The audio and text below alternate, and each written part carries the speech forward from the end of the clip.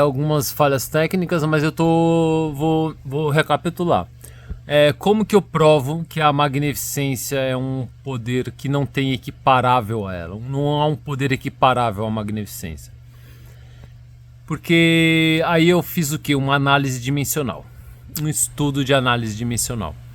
Mas a análise dimensional se apresenta na física e, sinceramente, cara, sendo a física emergente da matemática, a matemática é emergente da lógica, dá para fazer análises dimensionais até o ponto mais básico, correto? Que vai chegar na lógica. Quem não sabe o que é uma análise dimensional, por exemplo, o que é uma grandeza física? Eu vou dar um exemplo de uma grandeza física: a velocidade. A velocidade é, vamos supor, 50 km por hora. 50 km. O que é esse 50? É um coeficiente numérico e a análise dimensional é quilômetros dividido por hora. Podia usar uma análise dimensional dentro do SI, Sistema Internacional de Medidas da Física. Vou dizer outro número, 4 metros por segundo. O que é a grandeza? Ela é um coeficiente numérico e essa análise dimensional que é metros por segundo. Tá? Inclusive, cara, a questão de o tempo ser uma análise dimensional ou não, eu tava muito bravo, tá, com essa relatividade geral. Por isso que eu comecei inclusive a estudar fazer esse estudo de análise dimensional até antes dessa questão. Porque eu queria meio que falar, quer dizer que a análise dimensional do tempo você pode destrinchar e falar que é espaço-tempo? Quer dizer, não existe tempo nesse espaço-tempo? Tá, ninguém consegue achar isso também, viu? Só idiota. Mas aí eu pensei, caramba, nessa questão tudo bem.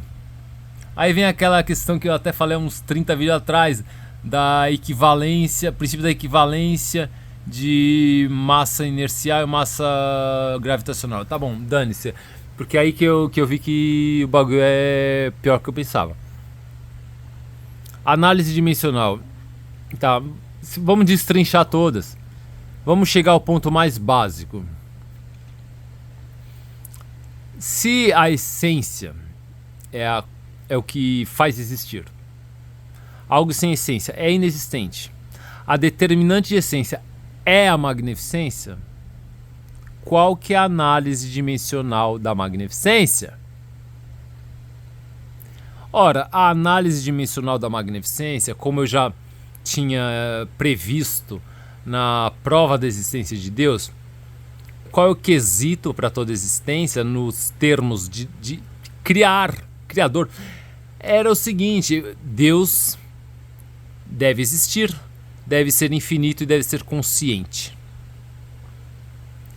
A partir daí é possível a determinante de essência. Ou seja, a determinante de essência, que é a magnificência, se a gente fizer uma análise dimensional, a gente vai achar dois quesitos: Deus e o tempo. Mas eu não vou falar que Deus é uma análise dimensional, não. E outra, vamos ao tempo. O tempo também não é nem uma análise dimensional, ele é como se fosse uma análise dimensional excelente. Eu dei um outro nome, INN, incógnita não numérica. E por que é não numérica? Mano, porque você aqui acrescente um coeficiente numérico. É a ideia de uma análise dimensional, inclusive. Ainda se tivesse um número, seria um logaritmo. Tá. Mas aí não é o caso. A ideia aqui é que a magnificência tem dois quesitos: Deus e essa INN, que é o tempo. Deus é Deus. A INN é o tempo que ele é realmente ele é intrínseco a Deus, porque Deus tem tempo e simplesmente Deus precisa de tempo também. Óbvio. Senão ele seria parado. Senão nada do que ele fizesse teria tempo. Já acabou, né? Tá. Aí o que acontece, mano? Quando eu faço essa análise dimensional, eu chego à conclusão de que se não existe um poder mais básico do que a magnificência, e se existisse um poder equiparável à magnificência, ele só poderia utilizar as bases, que é Deus e o tempo. Qual outra sistemática diferente da magnificência é possível? Nenhuma. Nenhuma. Porque a magnificência ela envolve a lógica no sentido básico, mais irredutível. O que é o exemplo da lista? É o exemplo que eu faço o experimento mental para explicar o que é a magnificência. Ela envolve o exemplo da chuva, exemplo da lista, mas vamos ver. A ideia é que sim, eu coloquei exemplo da chuva, mano, só pensando numa coisa que parecia indeterminística, eu não sabia nem o que era a palavra indeterminístico. Eu quis dizer o quê? O negócio se chamava coincidência de propósito. A magnificência poderia fazer acontecer uma chuva. E Deus é sábio, mano. Deus é o manda-chuva. Eu não tava nem sabendo o que eu tava falando. Era só. A chuva era uma incógnita no sistema na sistemática da magnificência. O que acontece com a magnificência? Ok, eu vou falar. Quando você tem a magnificência, o que é a magnificência? Ela é um poder. Eu coloco lá é só uma página, a página 4 do capítulo 1, que é uma página só. Eu falo que a magnificência é um poder como se fizesse uma coincidência de propósito. Coincidência de propósito. Tá, já viu que eu tô meio que quebrando paradigmas. Eu não tô sendo burro não, filho. Tá, e eu era jovem. Aí o que eu falava? Ela necessita de ser potencialmente capaz de viajar no tempo. Gente, detalhe, o nome do livro é Magnificência e Naturalização, Poderes de Deus. O livro prova a onipotência? Sim, mas de Deus, tá? Ninguém que fale que, aliás, o exemplo da lista, Deus está envolvido. Por mais ousado que eu fui, se Deus não tivesse envolvido no exemplo da magnificência, eu estaria meio que falando, qualquer um faz a magnificência. Só que não. Vamos ver os quesitos da magnificência. O exemplo, o capítulo 1, ele fala o exemplo da lista, tudo bem. Precisa ser A ideia é que a magnificência precisa ser potencialmente capaz de viajar no tempo. Mas não exatamente de viajar no tempo, de trazer uma presciência. Aliás, ou melhor, trazer uma presciência do futuro, não. Mandar uma informação para o passado. Que é mais ou menos a mesma coisa. Aí tem o exemplo da lista. O exemplo da lista diz assim: suponha que Deus quer que chova em algum lugar. Se ele tem a presciência, e tem, ele poderia olhar numa lista de coisas que Deus vai ver no futuro. Aí ele olharia lá item por item e ia falar: Deus está vendo uma chuva, né? Eu estou vendo uma chuva, né? Aí só que como ele queria que chovesse alguns segundos antes ou na hora que foi, enfim, ele olha a lista. Deus está vendo que está chovendo quando? Daqui a 2 dias. Vamos supor que precisasse. Aí Deus espera 2 dias. Aí na hora que ele vai ver a chuva, ele se desloca um instante antes para o lugar que ele já estava antes, que ele queria que chovesse. E iria acontecer conforme diz a lista de presciência, Deus está vendo que está chovendo. Só que a chuva não ia acontecer instantaneamente. Aliás, ele não ia ver ele próprio lá. Ele próprio lá não ia olhar a lista e ia ver que no primeiro item Deus está vendo que está chovendo. Porque a lista já era dele. E a lista é dele. E simplesmente, ao invés de ele trazer do futuro para o passado o objetivo, que é a chuva, através da observância de uma lista de presciência, ela é se cumprir exatamente no lugar e no tempo em que Deus quer que chova, sem precisar dessa lista e nem dessa espera. E sim, essa é a magnificência. Ela é um poder volitivo. Ela depende do quê? Deus, a presciência, ou ainda transportar uma informação, só que não precisou nem transportar, ela acontece na hora. E sim, é preciso não é que é preciso viajar no tempo. Deus pode viajar no tempo, mas só é preciso ser potencialmente capaz de viajar no tempo, porque ele não se mexeu do lugar e a chuva aconteceu. E isso é um poder volitivo. O que é um poder volitivo? Poder volitivo que acontece pela vontade, é como se fosse, uma telecinésia, por exemplo. É exatamente um poder volitivo. É um negócio que você pensa e acontece. É diferente, gente. Vamos supor que eu pego uma superstição de uma redinha de caça-sonho. Aí o que acontece? Eu penduraria ali, né? E o que acontece? É volitivo? Não, filho. Você não sabe nem quando vai acontecer, nem se vai acontecer. Você fica esperando, quer dizer, é meio que nisso que o pessoal confia, filho. Ao invés de confiar em Deus, eles confiam em quem quer imitar a Deus, tá? Porque assim, como que Satanás faz o poder dele? Cagando, filho. Ele não sabe nem como que funciona. Ele não entendeu nada. Aliás, se ele entendesse, ele não caía. E aí alguém que confia em Satanás confia na merda. Porque com Deus não é bagunçado. A magnificência, ela pode fazer essas coisas. Não é que é uma coincidência de propósito, não, gente. Vamos usar os termos melhores da atualidade. A magnificência consegue determinar o que seria indeterminístico. Isso é uma coincidência de propósito. Mas não entenderam? E essa questão, o que significa? Essa é a magnificência. E aí o que eu falo? Quais os quesitos da magnificência, gente? Tá. Ser potencialmente capaz de viajar no tempo. E além disso, uma magnificência prevalecer sobre a outra. E como que faz isso? As duas dão certo ao mesmo tempo? Não, se elas são conflituosas, tá? Existe uma magnificência que é a autoridade. O que é autoridade? Mano, vamos usar essa palavra. O que é a autoridade nesse caso? Seria uma magnificência que determinou o universo inteiro. Nada vai conseguir prevalecer sobre ela, porque não prevaleceu nunca e jamais. O universo é determinístico, então se existe a autoridade e ela é essa magnificência determinística. E como que ela se produz? Existem muitos estudos que saíram daí. Meus, né? Eu criei um sistema de duas naturalizações. Eu chamei de poder não empírico. Eu chamei de algoritmo da perfeição.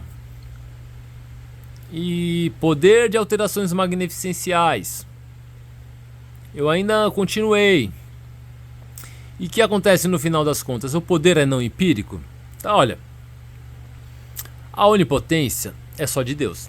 E é um cargo bem definido. Porque se Deus é onipotente, ninguém mais é. Desde sempre e para sempre. O alcance da onipotência é infinito? Sim. Para o passado, sim. Para o futuro, sim. O que é a onipotência, então? Ela é uma autoridade? Sim. É uma autoridade universal, absoluta e determinística e consciente de Deus.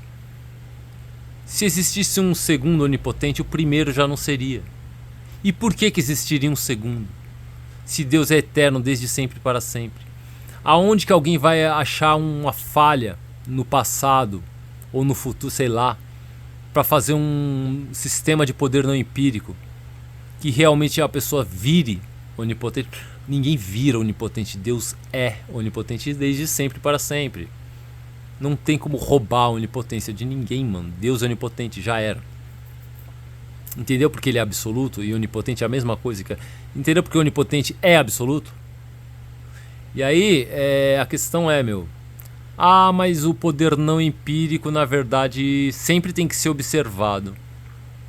A questão é justamente essa, filho. Eu tinha total noção disso, mas eu não podia provar. Eu não tinha achado o postulado. E simplesmente, mano, o meu caminho foi o seguinte. Foi um caminho natural, mano. Eu fiz o sistema, eu elaborei a sistemática. Tem um esquema gráfico lá, no capítulo 4 do livro 1. É o sistema de poder não empírico. O que acontece? Tem uma magnificência inicial que ela idealiza o produto final. O sistema de poder não empírico, ele promete o seguinte: é um poder, uma magnificência que não precisa ser observada, nem calculada, nem nem projetada. E chega no final. Eu tava certo? Olha, cara, a verdade é que se quem leu direito vai ver o seguinte: o produto que a gente quer, por exemplo, vamos supor que o produto é um livro. Eu uso esse exemplo no capítulo 4. O que é um livro? Um livro é o que? É matéria, átomos, moléculas, não importa. O livro é uma coisa que você consegue ler e ver a informação dele. Se ele cumpriu esse papel, você pode dizer que você fique satisfeito. O que acontece com o produto? Eu uso o exemplo. Se é um livro, o que acontece? Ele tem que ser visto. Sim, aí o poder não empírico, ele pode fazer um negócio desse. Você não precisaria ler que é um livro, tá? Mas se ele é o produto, vê lá o intermediário do sistema. Ele tem um tal de um sinal luminoso. Luminoso, qualquer coisa que seja esse sinal. Mas o que acontece? O sistema ele tem duas naturalizações. Para quê? Para que cada uma delas, sabe que elas são destacadas uma da outra, unidas por uma magnificência que eu chamo de magnificência bruta. Para que isso? A ideia é que dentre muitas questões elas vão estar isoladas, mas uma observa a outra. E vice-versa. Se a um observa dois, a um observa a si própria, porque a dois observa um. E vice-versa. E o que acontece? Você acha que uma magnificência observa a outra, aí na ausência de falha ele emite um sinal, chama o sinal de luminoso, para evidenciar a ausência de falha no sistema. E a esse sinal eu chamo de objetivo. Eu fui inspirado por Deus até. Porque se você não tem esse objetivo, o objetivo é você saber que não tem falha no sistema. Entendeu? O produto é o que você quer, mas se você não alcançar o objetivo, o produto está falho, porque você não conseguiu achar esse poder não empírico. Só que esse sinal luminoso tal, simbolizado por uma estrela, ele, na verdade, cara, o que seria essa ausência de falha? Ele vai ser uma questão meio que eu fui trabalhando, gente. Mas nada implica que se ele já existe, Deus já é onipotente. Eu não sei exatamente em que questão que essas pessoas caem. A verdade eu sei, tá? A verdade eu sei, a queda das pessoas foi crime humano.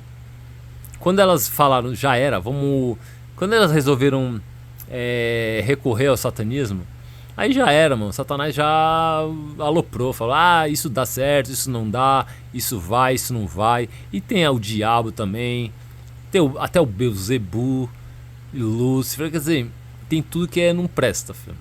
Tem até Lilith nessa porra. Tá. Mas assim, mano. Aí é o que eu falo pra você, cara, por que vocês não estudaram? Alguém falou que dava pra fazer alguma coisa? Não, né, porra? Aí o que acontece nesse sinal luminoso? Ele consegue evidenciar a ausência de falha no sistema como? Eu até entrei numas de calcular que se esse caos de natureza estabelecida ele é meio que infinito, você tem uma questão de um filtro infinito ao quadrado, só vai sair um resultado único. Mano, nada disso exclui a ideia de que alguém tem que observar. É por isso que eu até no postulado final eu consegui concluir o que eu não estava conseguindo provar, mas eu acreditava já. O que acontece com a existência? Toda existência pende à onisciência de Deus. Tá. E a onisciência de Deus é infinita, sim. E é viável? Sim. E é efetiva. E o que acontece se algo está fora da onisciência de Deus? Ela não é efetiva. Tá? E o que acontece com esse sistema? Poxa, vamos pegar um exemplo mais simples, mano. Se eu falo que nada é efetivo sem a onisciência de Deus, vamos dizer uma calculadora, por exemplo. Vamos supor que ela tenha ou não tenha um sistema daquela sistemática de silício, um chip, uma coisa que calcule, viu? Porque realmente, mano, até isso tem falha. Tá. Não matrizes normais, mas matrizes tridimensionais, mano, isso não vai dar certo. Aí eu falo pra você, cara, uma calculadora, você tem uma entrada? Tem. Uma saída? Tem. Deus observa assim. Mas na verdade, Deus observa a entrada e observa a saída. Isso não é Deus para falar que a saída está certa, ela não é efetiva. Deus ainda pega a calculadora, ele põe a entrada, ele calcula, ele fala, a saída é essa. E o intermediário, aí dane-se, porque realmente tem um início, e tem a entrada e tem a saída. E o intermediário, se Deus não observa, ele não é efetivo. E dá para observar? Dá. Dá para fazer? Dá. Tem poder não empírico? Tem. Dá para fazer de forma empírica? Dá. Tudo é possível. Mas simplesmente, se eu falar para você que se o intermediário da calculadora não está dentro da onisciência de Deus, ele não é efetivo. Vocês conseguem entender isso? Por quê? Porque aí eu volto nesse postulado. É um postulado também, sabe? Porque na hora que eu comprovei que toda existência depende desse poder que é inequiparável, que é a magnificência, eu consigo comprovar que absolutamente toda existência pende à onisciência de Deus. Deus tem que observar. Aí o que eu falo? Vamos supor... tá. Vamos supor um condenado ao inferno. Sentenciado, ele já está lá no lago de fogo. O que acontece se Deus não olhar? Não é efetivo. Ah, mas Deus está olhando ele se agonizando lá e para cá, sabe? Atormentando e mexendo os braços. Mas ele está sofrendo de verdade? Se ele estiver sofrendo, aquilo é uma tortura. Se não, é um tormento. O que precisa para efetivar algo? Ele tem que ser observado. O que é a tortura? É a dor. Se Deus não observar a dor na mente do ser, ela não é efetiva. É como se fosse exatamente uma magnificência só. Se você conseguiu fazer um poder não empírico, mas se você consegue aniquilar ele e não observar, ele volta a ser uma magnificência só, cara. O que quer dizer? Que o atormentado não sofre. O atormentado não é torturado. E ele vai ficar eternamente lá. Tá escrito. Tá? E jamais era intenção de ninguém jogar um ser senciente no inferno. Daí que eu inventei a sistemática de seres não sencientes. Mas não dá certo, porque o inferno vê que ele é senciente, né? Eu tava falando com quem? Com o inferno. Aí ele fala, hahaha, ele tá errado. Não.